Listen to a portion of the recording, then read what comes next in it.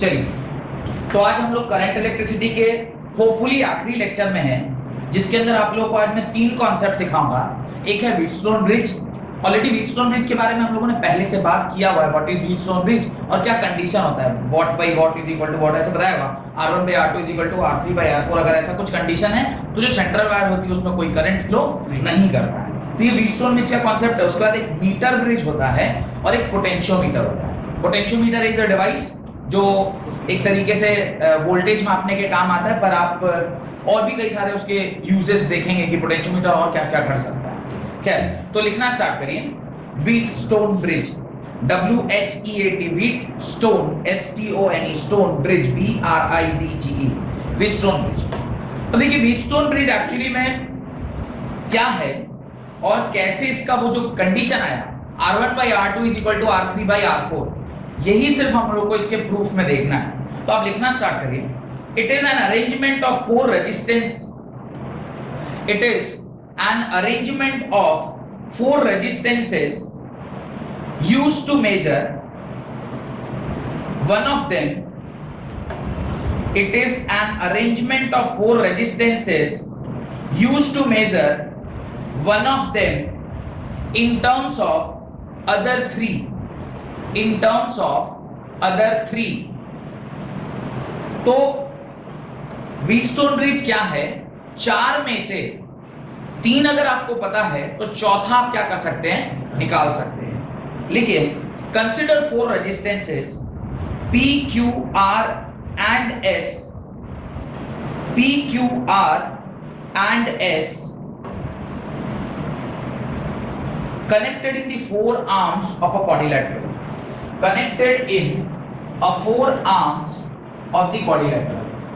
Four arms of the quadrilateral बोलने से आपको थोड़ा सा समझ में आ रहा होगा कि मैं किसके बारे में बात कर रहा हूं। कुछ इस प्रकार के वो चारों रेजिस्टेंसेस हैं, इनमें से किसी तीन की वैल्यू आपको क्या होती है, पता होती है, और एक की वैल्यू आपको क्या करनी होती है, निकालनी होती है।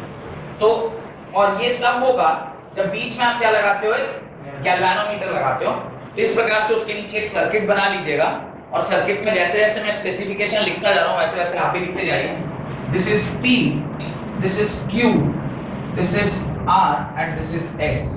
तो कुल मिला के ये चार रेजिस्टेंसेस रखे हुए हैं P, Q, R, S, और जो पॉइंट्स हैं, टर्मिनल्स हैं, उसका नाम है A, this is B, this is C and this is D।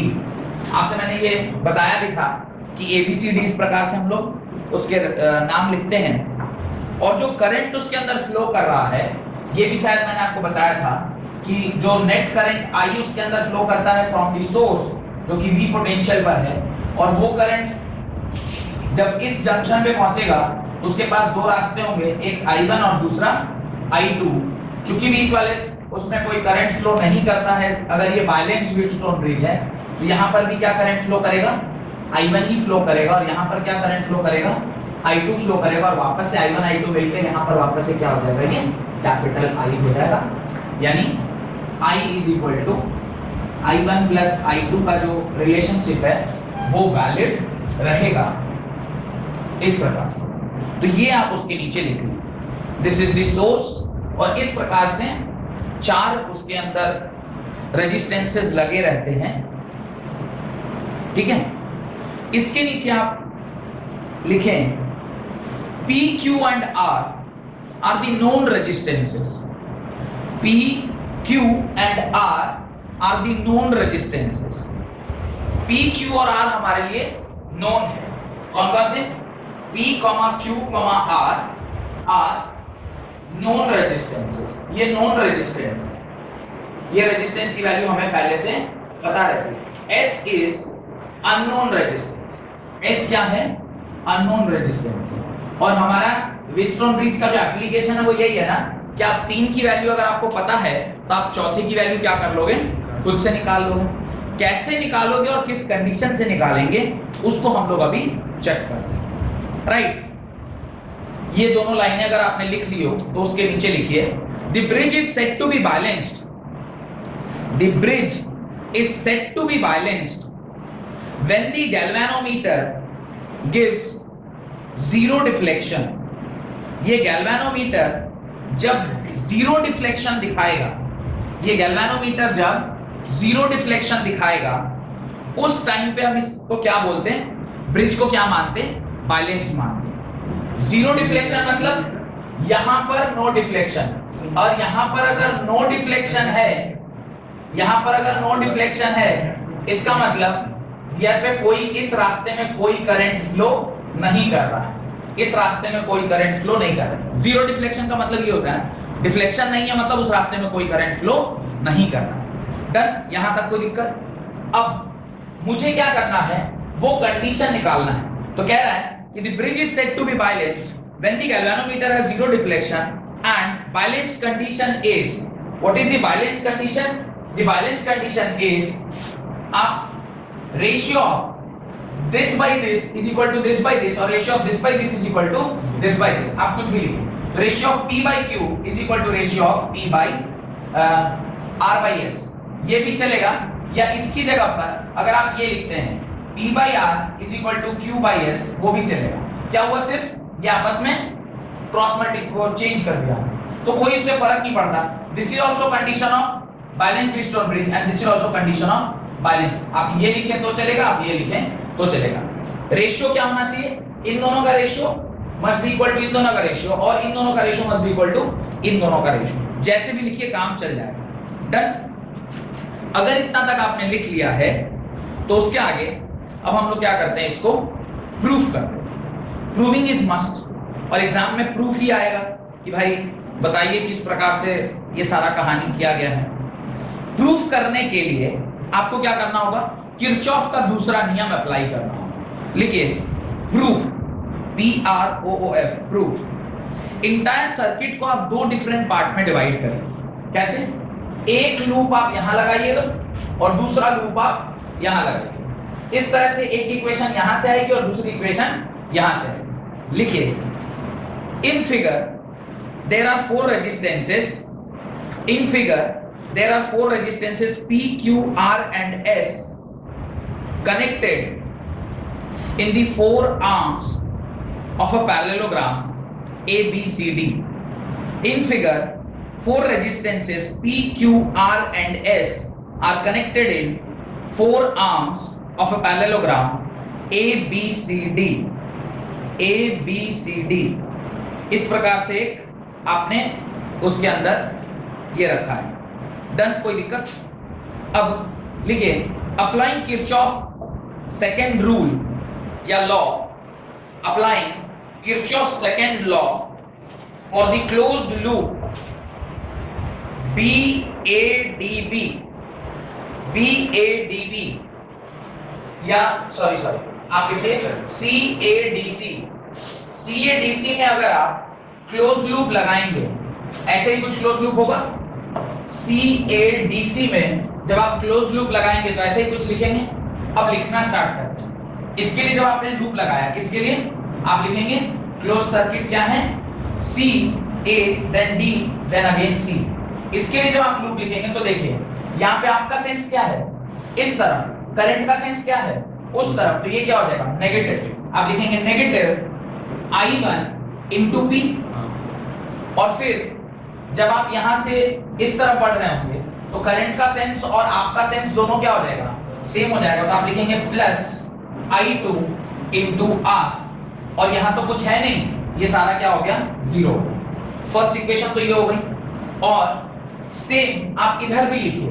अब ये आपको क्लॉकवाइज माना है तो क्लॉकवाइज लिखिए, एंटी क्लॉकवाइज माना है तो एंटी क्लॉकवाइज लिखिए। दूसरे सर्किट पर आप लिखिए CKD, C, D, BC, Bombay and again Calcutta.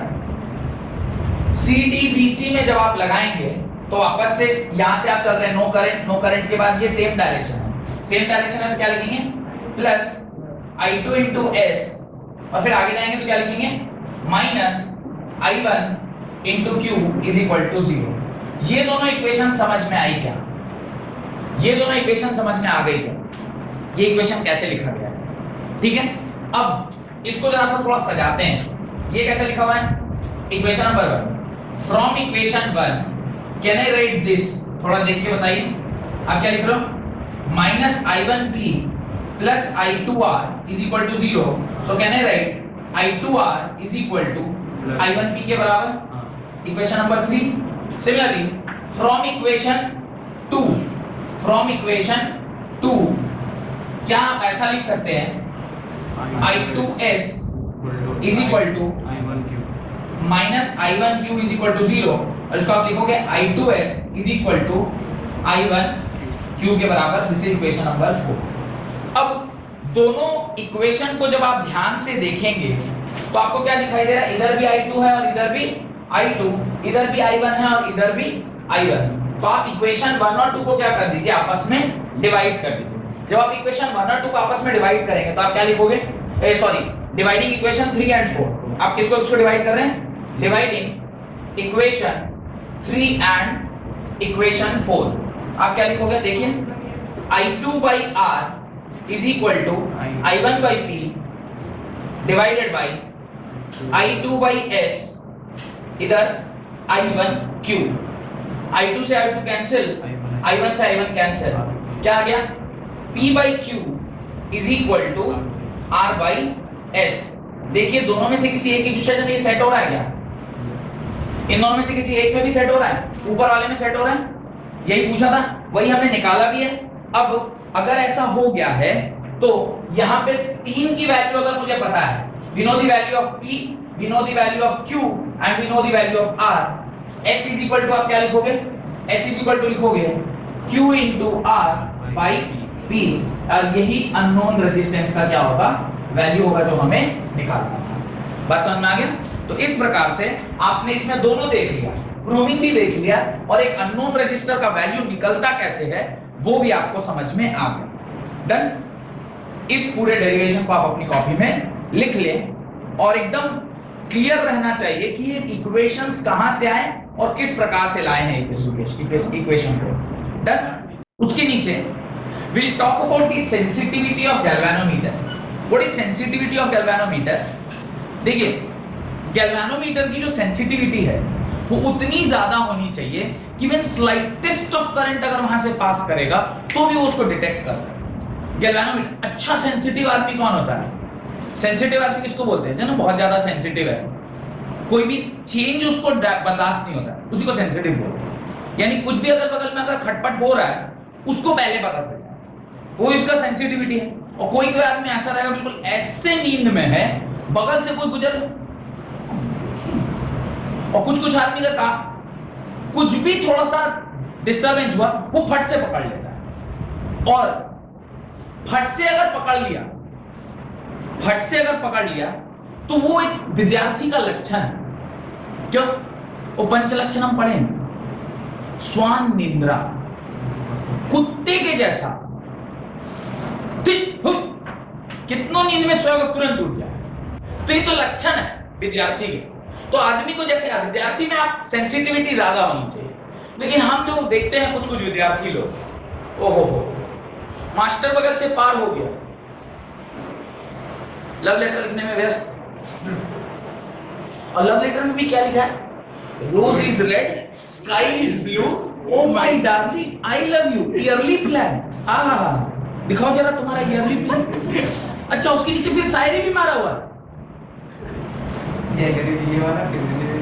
मतलब अजब। तो कुछ लोगों की सेंसिटिविटी ज्यादा होती है, ऐसे ही सेंसिटिविटी गैल्वेनोमीटर की भी बहुत ज्यादा होनी चाहिए। क्यों ज्यादा होनी चाहिए, स्लाइटेस्ट ऑफ करंट भी उसको क्या होना चाहिए, डिटेक्ट होना चाहिए। क्योंकि अगर इसके अंदर से करंट पास किया इसका मतलब ये बैलेंस्ड नहीं है, तो आप ज्यादा सेंसिटिव वाला वो गैल्वेनोमीटर रखोगे तब ना वो थोड़े से थोड़े करंट को भी पता कर लेगा। और current in the order of what, current in the order of milli ampere, milli ampere के ऑर्डर का करंट भी वो पता करने के योग्य होना चाहिए, इसलिए उसकी सेंसिटिविटी ज्यादा रखते हैं। अब किसी भी गैल्वेनोमीटर की हम सेंसिटिविटी बढ़ाएंगे कैसे, किसी भी आदमी का सेंसिटिविटी कैसे बढ़ाया जा सकता है, उसका कंसंट्रेशन को ज्यादा हो, उसके कान वगैरह थोड़ा साफ कराइए कि अगल बगल से कोई गुजरे तो पता चले, अरे को पता ही नहीं लग रहा, सेंसिटिव हो पा रहा है नहीं। तो उसका सेंसिटिविटी बढ़ाने के लिए आदमी में जो भी करना पड़े, गैल्वेनोमीटर की सेंसिटिविटी बढ़ाने के लिए मैक्सवेल ने एक रूल बताया। मैक्सवेल साइंटिस्ट, बहुत पॉपुलर साइंटिस्ट, उन्होंने बोला, लिखिए according to Maxwell, for greater sensitivity of the bridge, According to Maxwell, for greater sensitivity of the bridge, the galvanometer or the battery, according to Maxwell, the greater sensitivity of the bridge, the galvanometer or the battery, whichever has higher resistance,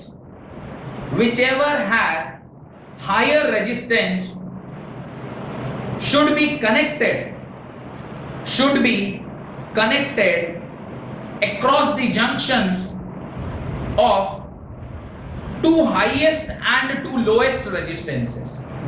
According to Maxwell, for greater sensitivity of the bridge, the galvanometer or the battery, whichever has higher resistance, अगर वो galvanometer की resistance की बात कर रहा है तो वो क्या कह रहा है मैं अभी बताता हूं, और अगर वो बैटरी के रेजिस्टेंस की बात कर रहा है तो वो आपको ऑलरेडी पता है। वो आपको इसलिए पता है क्योंकि आपने इंटरनल रेजिस्टेंस जैसा कॉन्सेप्ट पढ़ा हुआ है।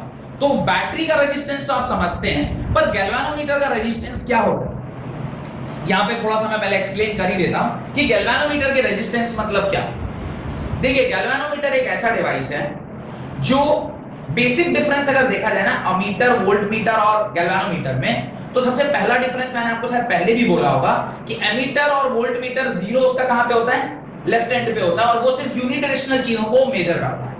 यूनिडायरेक्शन मतलब वो एक जगह से चल के बस इधर जाएगा फिर वापस आएगा, ठीक है। दूसरा, वोल्टमीटर में भी सिर्फ जीरो से होगा, यानी वो सिर्फ पॉजिटिव वैल्यू यूनिडायरेक्शनल होता है। लेकिन गैल्वानोमीटर क्या कर सकता है, वो पॉजिटिव करंट भी देख सकता है और नेगेटिव करंट भी। इसलिए गैल्वानोमीटर का जो तीर है वो देखिएगा बीच में रहेगा, जो उसका जो मीटर का जो वो लाइन रहता है वो बीच में रहता है, इधर भी जाएगा इधर भी जाएगा, and it can sense in both the direction. Positive current को भी सेंस कर सकता है और नेगेटिव, पॉजिटिव पोटेंशियल को भी सेंस कर सकता है और नेगेटिव, दोनों को सेंस कर सकता है। पहला डिफरेंस।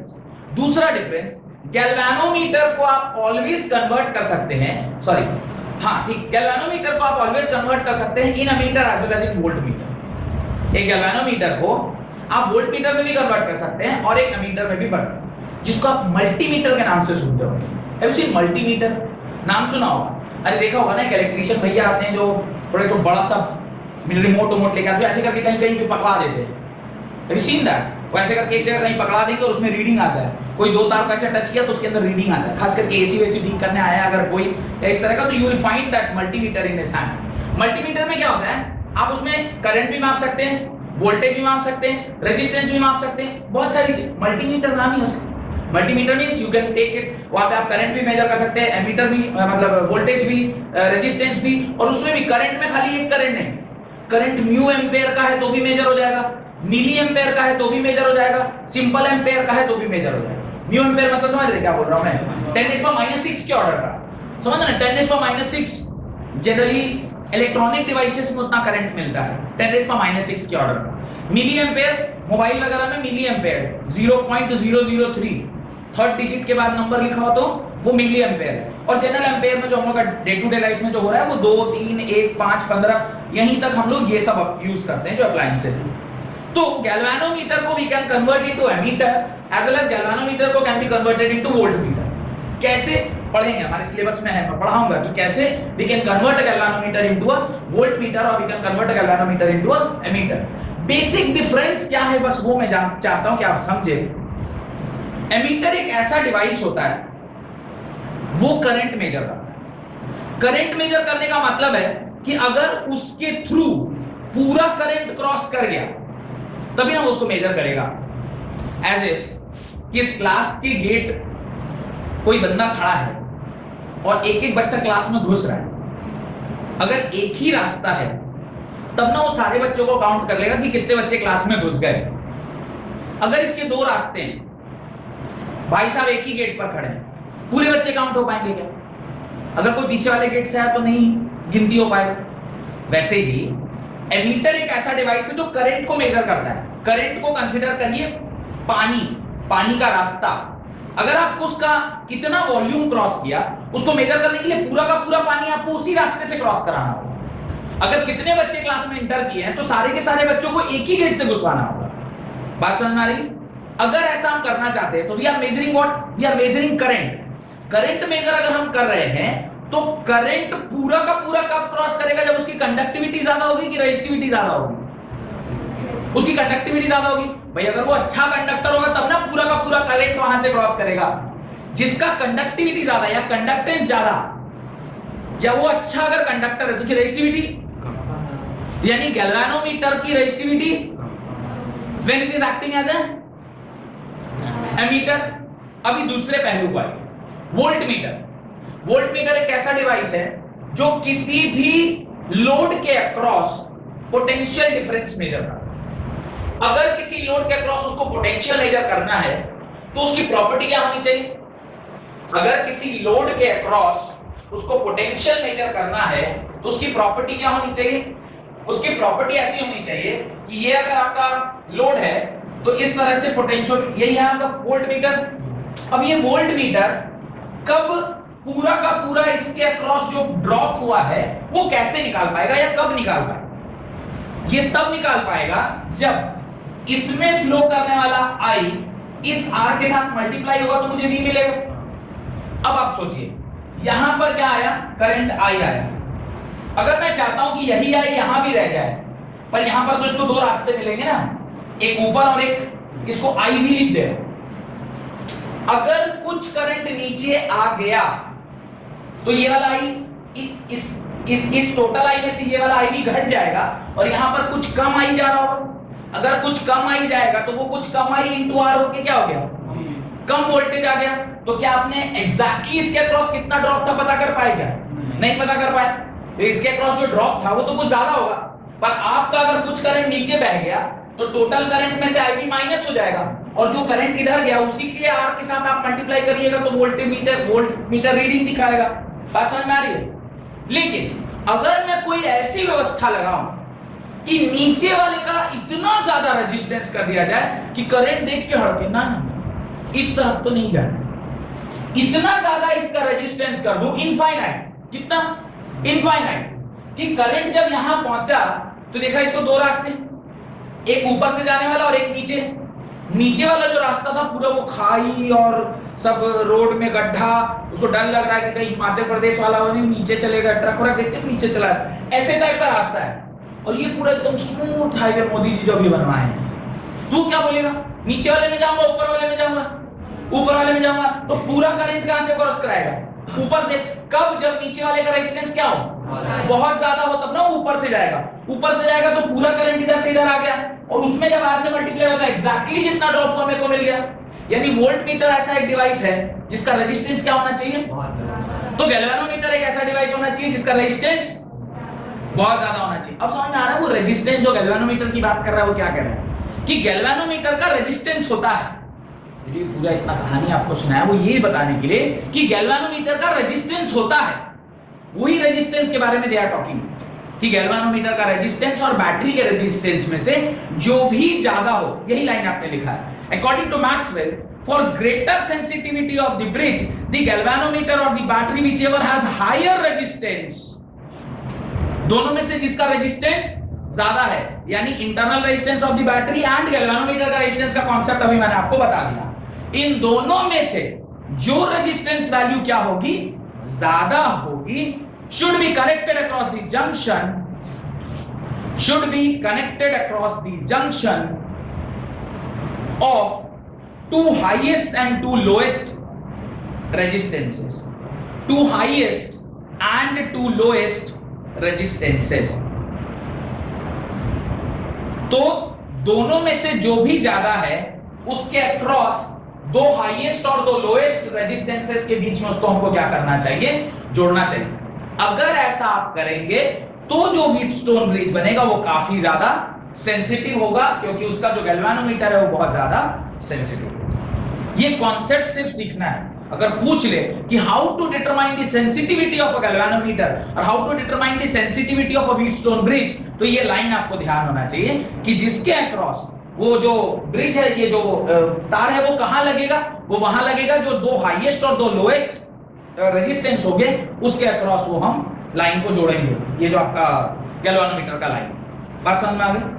आगे the Wheatstone bridge is most sensitive अब व्हीटस्टोन ब्रिज कब ज्यादा सेंसिटिव होता है उसके बारे में बता रहा है, किसके बेसिस पर? On the basis of Maxwell ने जो अभी हमें समझाया। The Wheatstone bridge is most sensitive when the resistance of all the four arms, the Wheatstone bridge is most sensitive when the resistance of all the four arms of the bridge is of the same order. कैसा है वो? Same order का है। Same order मतलब अगर एक 10 ampere है, 10 ओम का है तो दूसरा 15 ओम, 5 ओम, ऐसे नहीं कि एक -3 के ऑर्डर का, एक ओम के ऑर्डर का, एक 10⁻³ के ऑर्डर। ऐसा वेरिएशन होगा देन सेंसिटिविटी में थोड़ी सी इशू आएगी। क्यों इशू आएगी? रीजन, लॉजिक बताइए। जो आपका ये वैल्यू ऑफ रेजिस्टेंस आप कैलकुलेट कर रहे होंगे उसमें आप बहुत ज्यादा विकृति पाएंगे। एक अलग ऑर्डर, एक अलग ऑर्डर, एक अलग ऑर्डर, आंसर एक अलग ऑर्डर में है। पर अगर ये 10 है, ये 10 है और ये भी 10 है तो एग्जैक्टली 10 ही आएगा। तो ऑर्डर विल रिमेन सेम, और जब ये ऑर्डर सेम होगा तभी वो गैल्वेनोमीटर या वो जो व्हीटस्टोन ब्रिज है उसकी सेंसिटिविटी क्या होती है? हाई।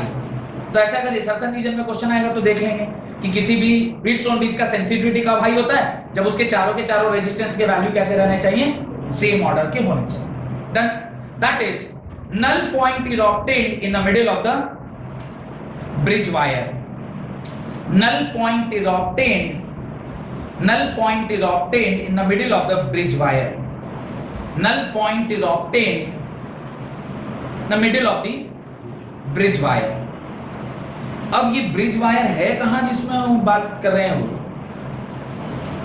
ये तो उसका मॉडल है, पर जो एक्सपेरिमेंट हम लोग करते हैं, पता नहीं आप लोग के 12th में एक्सपेरिमेंट व्हीटस्टोन ब्रिज के ऊपर है कि नहीं है, करना छोड़ दीजिए, है कि नहीं। आपका जो लिस्ट ऑफ एक्सपेरिमेंट है उसमें व्हीटस्टोन ब्रिज का एक एक्सपेरिमेंट रहता है। अच्छा, कभी अगर 11th क्लास में कोई क्लास गए नहीं और 12th में आप जाएंगे, उसका कोई भविष्य दिखाई भी नहीं देगा। नहीं तो अगर आप लैब कभी जाते 11th या 12th में, या शायद 11th क्लास में गए होंगे, जबरदस्ती स्कूल बुलाया होगा, तो वही आप देखे होंगे एक तो बड़ा सा बोर्ड रहता है, उस बोर्ड में तार सब लगा रहता है। Have you seen that board kept in the laboratory of physics की लैब में आप एक बोर्ड देखते हो उसमें ऐसे तार लगा रहता है। नहीं देखे वो अगर आप बोर्ड देखे होंगे ना, उसी पे अभी हम लोग अभी आगे का जो कॉन्सेप्ट है मीटर ब्रिज का वो भी करेंगे। तो उसी बोर्ड पे वो सारा ऐसे करते हैं। वो जॉकी, वो वाला जॉकी नहीं जो पहनते, दैट इज जॉकी एक रहता है जिसको हम लोग ऐसे करके उस तार पर घुमाते हैं और जहां पर वो बैलेंस होगा वहां पे वो आवाज आना बंद हो जाएगा। ऐसे एक एक्सपेरिमेंट करते हैं, पता नहीं आप लोग क्या। ठीक है, चलिए कोई बात। मैं जहां तक मैं थ्योरी सिखा सकता हूं मैं आपको दिखा दूंगा, बाकी प्रैक्टिकल तो भाई जो देख के करने वाला है वो कैसे, मतलब वो तो हम नहीं सिखा सकते। ये सब वो बोर्ड वो वगैरह वो सब तो हम नहीं कर सकते। पर जहां तक थ्योरेटिकल पार्ट है, थ्योरी में इतना पढ़ा दूंगा कि अगर आपसे कोई भाई में पूछेगा तो आप बता दीजिएगा, इतना मैं जरूर पढ़ा दूंगा। क्या? तो उसके नीचे लिखिए the advantage of null point method, point डाल के लिखिएगा the advantage of null point method. अब वो देखेंगे नल पॉइंट कहां पे आता है, व्हाट इज नल पॉइंट और नल पॉइंट कहां पे आता है, भी चेक करेंगे उसको। The advantage of null point method या zero deflection in a Wheatstone bridge, the advantage of null point method या zero deflection in a Wheatstone bridge is that the resistance of galvanometer does not affect the balance point, does not affect the balance point. The advantage of null point method or zero deflection in the Wheatstone bridge is that the resistance of galvanometer does not affect the balance point, does not affect the balance point. अब ये null point या balance point क्या है वो अभी आप नहीं जानते हैं, तो थोड़ा इंतजार करिए, मैं बताता हूं कि ये सब पॉइंट क्या कहलाता है। Done, full stop. आगे null point comma, there is no need to determine, there is no need to determine current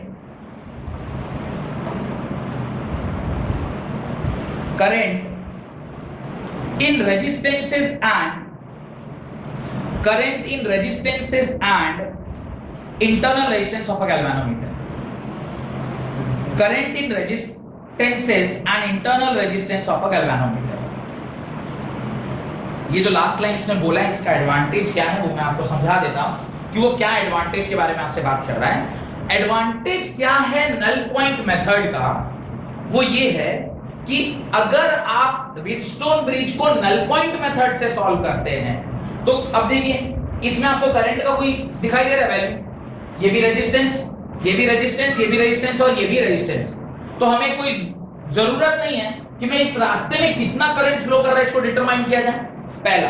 दूसरा, ये जो बीच वाला गैल्वेनोमीटर है इसका इंटरनल रेजिस्टेंस का कोई टर्म आ रहा है क्या इसके अंदर, उसे भी मुझे कैलकुलेट करने की कोई जरूरत नहीं है। पर ऐसा कब, जब आप कौन सा मेथड यूज कर रहे हैं, नल पॉइंट मेथड या जीरो डिफ्लेक्शन मेथड। और वो नल पॉइंट मेथड या जीरो डिफ्लेक्शन मेथड आप कब यूज करते हैं, यानी किसके प्रकार से यूज कर सकते हैं, जब चारों के चारों रेजिस्टेंस किस ऑर्डर के हैं, सेम ऑर्डर के। ये तीनों पॉइंट कनेक्ट हुआ, सेम ऑर्डर का रेजिस्टेंस होगा तो आप उसको नल पॉइंट मेथड से सॉल्व करते हैं। नल पॉइंट मेथड से क्यों सॉल्व करते हैं, नल पॉइंट मेथड से इसलिए सॉल्व करते हैं कि उसके केस में आपको ये जो करंट है इसको निकालने की जरूरत नहीं है और ये जो गैल्वेनोमीटर है इसको भी निकालने की जरूरत नहीं है। तो आपने यही स्टेटमेंट लिखा है, the advantage of null point method या zero deflection method is in a Wheatstone bridge is that resistance of the galvanometer does not affect the balance point, there is no need to determine current in resistances and internal resistance of the galvanometer.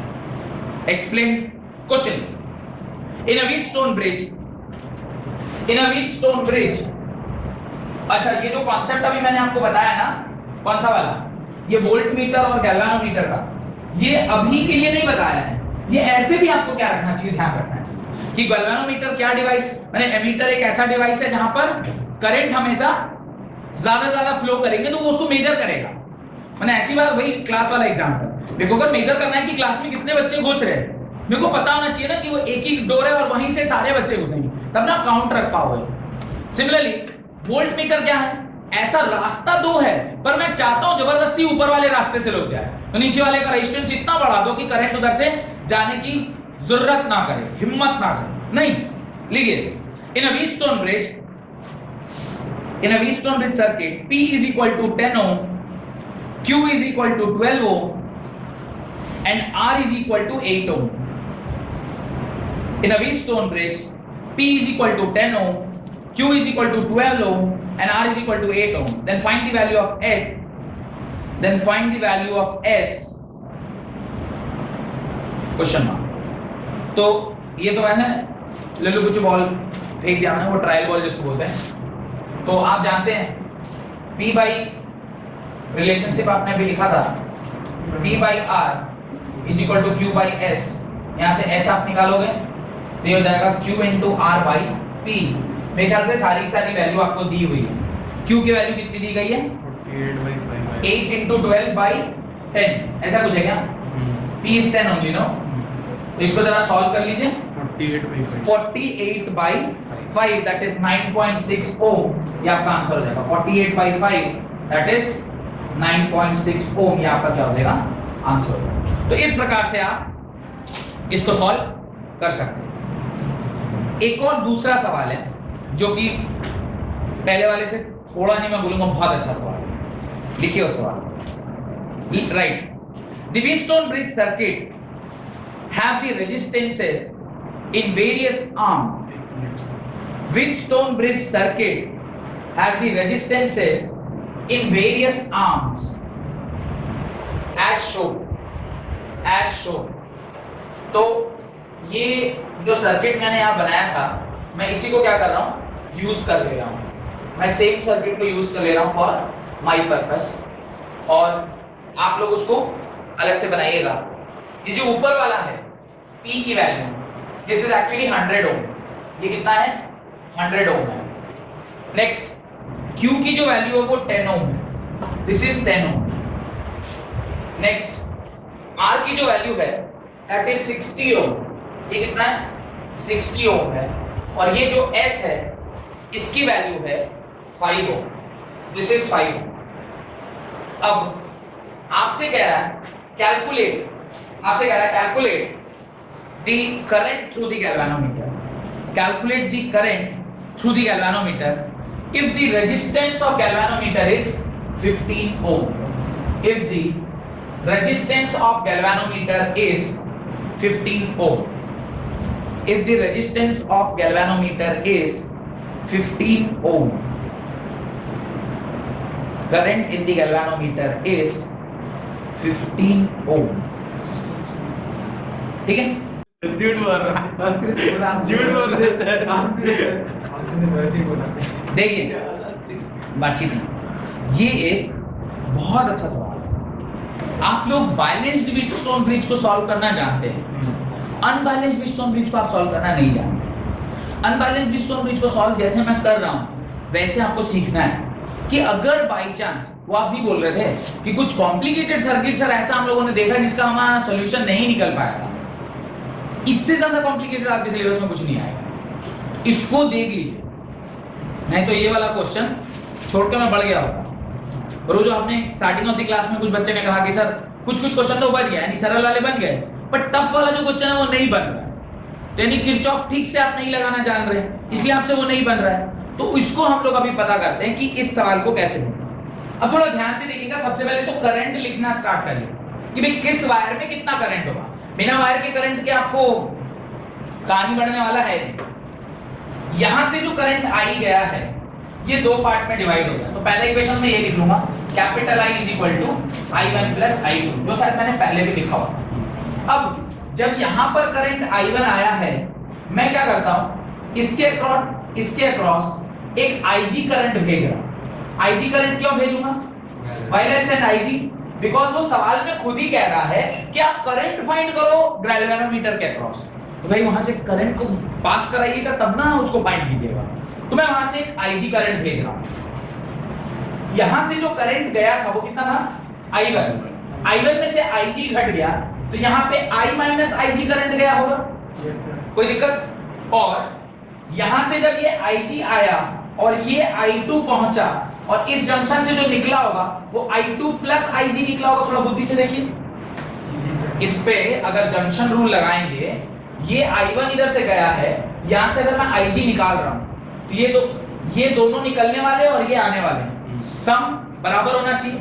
यानी अगर ये I1 है तो इन दोनों का सम भी क्या होना चाहिए, I1 होना चाहिए, because current entering to the junction must be equal to current coming out of the junction. ये अगर I1 है तो इन दोनों का समेशन भी I1 होना चाहिए। कर लीजिए, देखिएगा ये minus a plus a cut जाएगा, I1 चला गया, यानी यहाँ पे मैंने सभी इक्वेशन सही लिखा है। अब ये रास्ते में अगर I1 आया है, सॉरी IG आया है, और यहाँ पर आप I2 भेज रहे हैं, इस जंक्शन पर ये और ये मिलकर उधर आगे बढ़ेगा, क्योंकि ये दोनों मिलकर ही यहाँ तब ना इस पॉइंट पे मैं वापस से जंक्शन रूल लगा पाऊंगा। अब यहाँ से I1 I2 प्लस IG गया इस पॉइंट पर और इस पॉइंट पर, तो यहाँ पर भी ये सेम रूल फॉलो होना चाहिए, क्योंकि जितना करंट आप यहाँ से भेजे थे उतना ही यहाँ से निकलेगा, तब ना यहाँ I मिलेगा। यहाँ पे क्या है, I1 माइनस IG, यहाँ पे क्या I2 प्लस IG, इन दोनों को ऐड करिएगा, प्लस और माइनस कैंसिल हो जाएगा, आपको फिर क्या मिलेगा, I is equal to I1 plus I2। यानी जो आपने सर्किट अब बना लिया विद करंट IG 100% सही सर्किट है। क्यों, क्योंकि चेक भी कर लिया कि हर जंक्शनल पॉइंट पे लॉ ऑफ कंजर्वेशन जो चार्ज का है वो फॉलो हो रहा है। ये बात समझ में आ गई। अब ये समझ में आ गया, और ये अगर आपने कर लिया होता, अब तो जंक्शन को लगाइए किरचॉफ, तीन रास्ता है, तीन रास्ते में लगा दीजिए। देखिए हम लगाते हैं, आप इन सर्किट इन सीकेटी, अच्छा ये सीकेटी is not like correct word, circuit का स्पेलिंग वही होता है, सीकेटी छोटे लिखने में लिख दे रहे हैं, don't write in examination सीकेटी, that teacher will not understand, वो सीकेपी समझ के काट देगा, गाली भी लिख देगा। तो ये सीकेटी सर्किट नहीं होता, लिख रहा है, बस ध्यान रखिएगा। अभी मैं क्या कर रहा हूँ, किसी भी इसमें लगा दूंगा, सपोज मैं ऐसे लगा रहा हूँ, अगर मैं ऐसे लगाऊंगा, क्या लगा रहा हूँ, A C D A में अगर मैं लगा रहा हूँ, मैं इक्वेशन क्या लिखूंगा, ध्यान से देखिएगा, ये सेम सेंस है तो क्या लिखेंगे, प्लस 100 I1, कोई दिक्कत। फिर यहां से सेम सेंस है, करंट का सेंस सेम है, क्या लिखेंगे, प्लस 15 IG, और ये अपोजिट सेंस है, अपोजिट सेंस है तो क्या लिखेंगे, minus 60 I2 is equal to 0 और नॉट।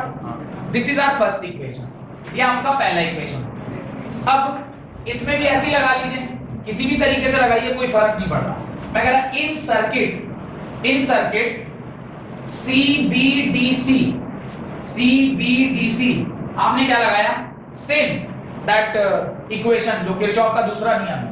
अब देखिए यहां से जो करंट गया है सेम सेंस है अपोजिट सेंस है, सेम सेंस है, उसको आप लिखेंगे 10 टाइम्स I1 माइनस IG। कोई दिक्कत? फिर जब आप यहां से आगे बढ़ रहे होंगे ये अपोजिट सेंस हो रहा है, करंट आपने इधर लिया और करंट उल्टा भाग रहा है, आप क्या लिखोगे minus 5 times I2 plus IG।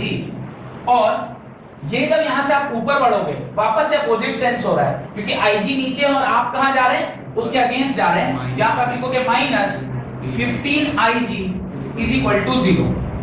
यहां तक कोई डाउट है तो पहले बताइए, मेरे ख्याल से दो इक्वेशन लिखने में आपको कोई डाउट नहीं होगा। अब ये दोनों इक्वेशन लिख दें, इस पर एक बार वेरिएबल देखते हैं कि क्या क्या है। I1 दिया हुआ था, I2 दिया हुआ था, IG दिया हुआ था, तीनों आपने खुद से माना है ना, तीन अगर आपने माना है तो आपको कितने इक्वेशन चाहिए? आपके पास कितना इक्वेशन? एक इक्वेशन और बनानी होगी। अगर मैं एक इक्वेशन और बनाना है व्हाट आई डू इज मैं इस पर्टिकुलर वायर में एक लूप दौड़ा दूंगा, कहीं भी दौड़ा सकते हैं, किसी भी जगह पे दौड़ा सकते हैं। इसमें दौड़ाने से फायदा ये होगा कि आपको जो सोर्स है वो मिल जाए, वो पकड़ा जाए, क्योंकि ये जितना कुछ भी कांड कर रहा है यही ना कर रहा है, क्योंकि अल्टीमेटली एनर्जी तो इसी के पास है, इसी एनर्जी से सारा तामझाम है। वैसे ही जैसे घर में अगर पिताजी ना कमाएं तो घर के सारे तामझाम खत्म, पिताजी कमा के लाते हैं तब ना नया शर्ट नया पैंट सब घर का जो भी चकाचौंध है।